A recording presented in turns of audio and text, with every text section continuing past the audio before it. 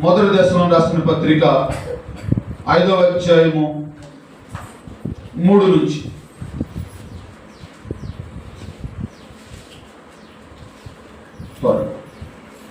మొదటి దశలో రాసిన పత్రిక 5వ అధ్యాయము 3వ వచనం.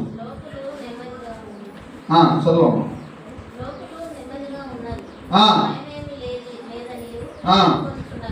లోకంలో ఏమనుకున్నారంటే నెమ్మదిగా ఉంది, అసలు భయమేమీ లేదబ్బా అని అనుకునిచుండగా గర్భిణీ స్త్రీకి ప్రసవ వేదన కలిగినట్లు వచ్చినట్లు వారికి అకస్మాత్తుగా నాశనము తటాసించును. చూడండి, ఒక మాట ఆగండి. ఇక్కడ ఏమండి, భయమేమీ లేదు, అప్ప అంత బాగున్నాం, ఏం మారాల్సిన పని లేదు, ప్రార్థనకి వెళ్ళాల్సిన పని లేదు, మాకేం తక్కువ అండి, తింటలేదా, వంటలేదా, బతకట్లేదా, అన్ని బాగానే ఉంది అనుకుంటారు.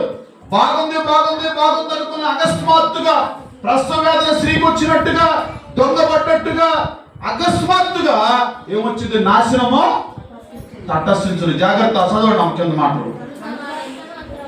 కనుక మనం ఎంత మాత్రము వారు తప్పించుకోనలేరు.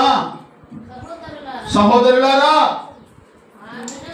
ఆ దినమున దొంగ వలె మీ మీదకి వచ్చుటకు, జాగ్రత్తగా వినండి, మీరు చీకట్లో ఉన్నవాడు కాదు, మీరందరూ వెలుగు సంబంధులు. సరే అదే చెప్పండి. హల్లెలూయా, హల్లెలూయా. మనం చీకటి సంబంధులం కాదు, వెలుగు సంబంధులము.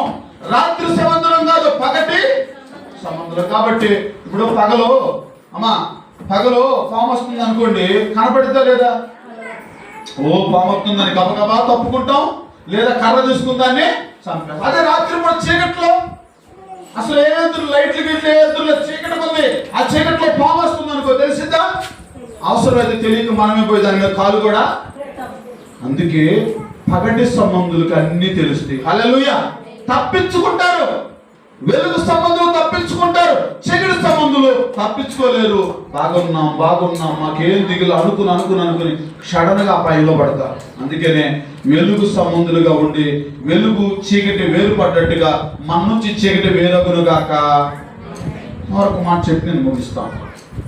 సరే, కాకి చేసిన మరొక పని ఏంటి అంటే, ఒకటేమో అది నల్లగా ఉంది, పైకి నలుపు తప్పు కాదు, ఆ పై నలుపు దేవుడే చేశాడు. ఒక కాకి నువ్వు నల్లగున్నావని తిట్టాను అనుకో, దేవుడు తిట్టినట్టే అయింది. అది ఆ కలర్ తయారు చేసుకోలేదు అదేమి కదా.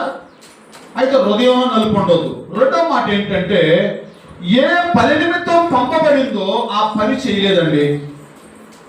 అమ్మ జాగ్రత్తగా వినాలి. ఏ పని నిమిత్తం కాకి పంపబడిందో ఆ పని